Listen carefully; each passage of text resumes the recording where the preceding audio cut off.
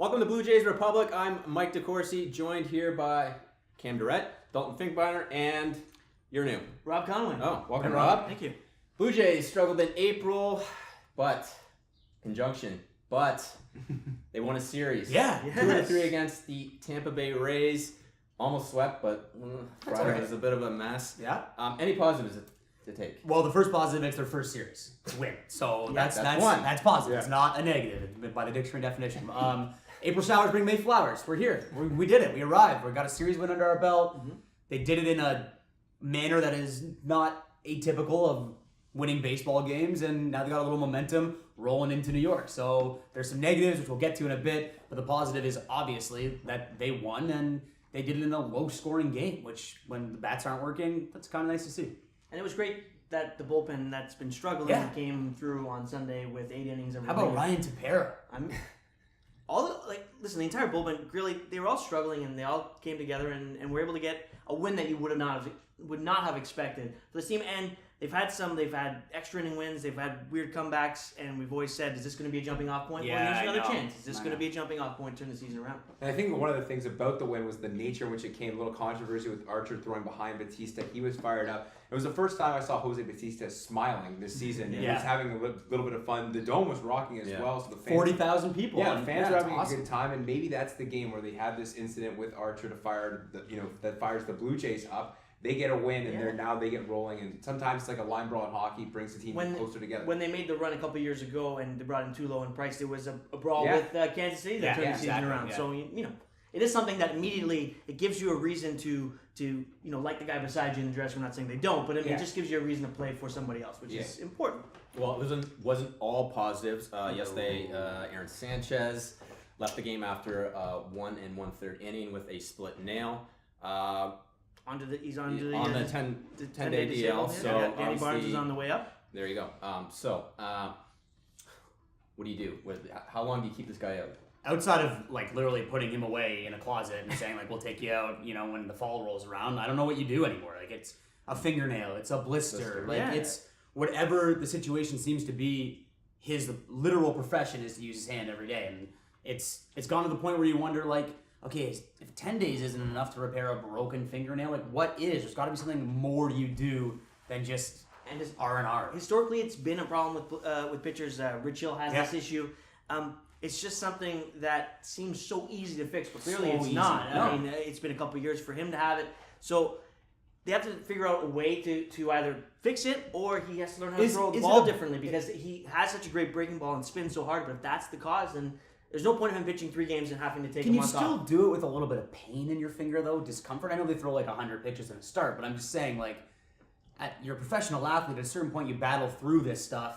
If it's affecting how the ball is coming out, I would imagine that's probably. I would hope so. You're not going to be able to sounds, perform the pitch you want because of the injury. It just sounds so ridiculous, especially to us Canadians, to hear he's missing another 10 days with a hangnail. Joe Thornton would have done that. Yeah, exactly. He's definitely hearing it in the dressing room, and that's the reason on the deal. And I think one of the weird things about that is where the Jays are in the standings is they need Aaron Sanchez to get back in the race, but it's also April, so you don't want him doing all this damage to his hand when you have such a long season, so it's kind of a double-edged sword. I think that the way Casey Lawrence pitched last time was a bit alarming. Barnes coming up this time. A bit alarming. Well, they got a good start from Latos, so I don't know what they're going to have to do with Sanchez. Maybe just let him, maybe put him back on the 10-day after he gets off it. Put Tepera into that starting spot, man. He looked Who knows? awesome. Yeah. Or maybe they have to win games like that sometimes where the starter doesn't have a great start and the bullpen has to go long. Red Sox are doing it without David Price, so it clearly can be done. Yeah. Jays injuries piling up. Donaldson announced he's not going to make it back for the series in New York. So who's got to step up for this team with the left side of the infield out? Joey Bats. Straight Yeah. up. He's doing a lot of great things this year. He's been great in the field. He's still getting on base via the walk. That's always been one of the strong parts. They signed him for one reason. They signed him to swing the bat and have the ball leave the park, and it's not leaving the park, let alone finding the field. So he made some good contact over that Tampa series, and there were some promising signs of it turning around. But he by staying here became the guy. He wanted to be this is my team. And he looked so good early in spring training. And in the World Baseball Classic, and he's one of those Looks at a handful lot of players that have really not, returned to form after that, No. baseball classic Yeah, victory. no. It's Or, the- sorry, that loss. Yeah. Bit of a microcosm of his early season was that it was a 1,000th hit as a Blue Jay. It looks like it's going to be a jack, Yeah. and it's a double off the wall, and it just kind of seems like he's just missing the ball a couple times, and those doubles aren't home runs, which That was hard enough hit to get out. It was, yeah, it was wasn't like high enough. But yeah, it was like an inch away, and that's Yeah, kind of what it yeah. is. He's just been missing by a little bit, He but he's ripped a guy. single against Stanton. Yeah, Yeah, and he's a nice guy goal. who, when he gets it going, he can be one of the most dangerous hitters in baseball. Of course. Okay, so let's talk about the upcoming series with the New York Yankees at Yankee Stadium. Strada gets the ball tonight, Latos tomorrow, and then Stroman. But Blue Jays pitchers haven't felt it.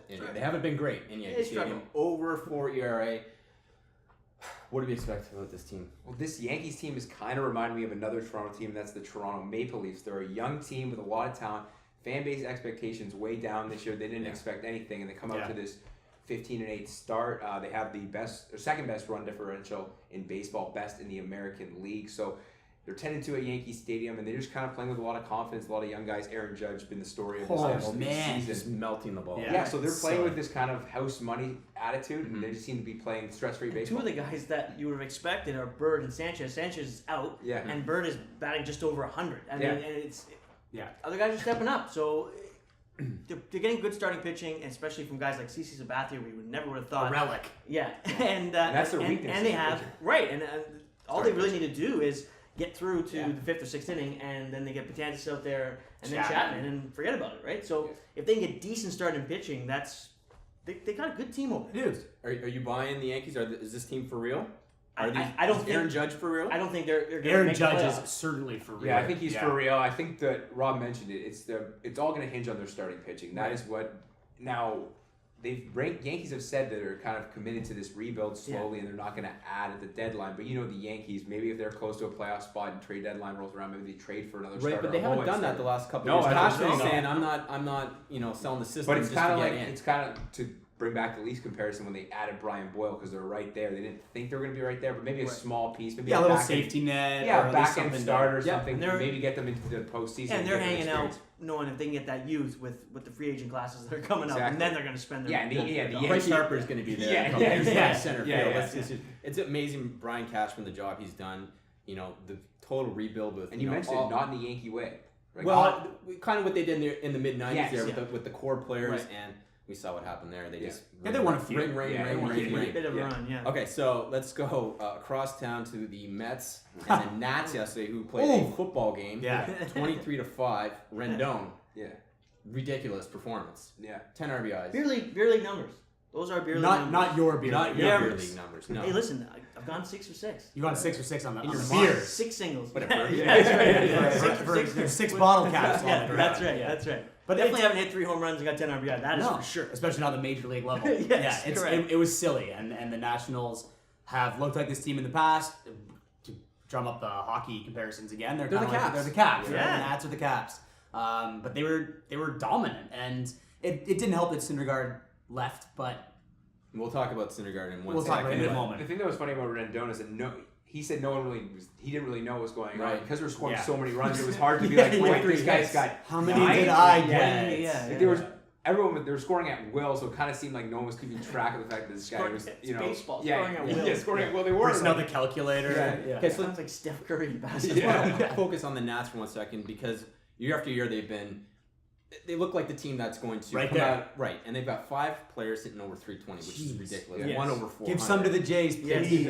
They don't have a closer, but neither do the Cubs. So can you see the Nats maybe challenging the Cubs for NL supremacy? Yeah, for sure. I think they're the team on paper that's always supposed to be, the Cubs as well. Both these teams the last couple of years they're going to meet in the NLCS. So I think that they've always kind of had a patch in the season where they've fallen off a cliff a little bit, but they have the I think talent it's to Scherzer. Yeah, they have the talent to do it. Scherzer and Strasburg. You're going to Yeah, throw those if- 2 guys out there for If it's Cubs, 40% of your Nationals, games, that's NLCS, insane. I don't think anyone's surprised. Okay, so we talked about Syndergaard, who left the game yesterday. Friday, we're going to go back to Friday. Yeah. Refuses an MRI. Yeah.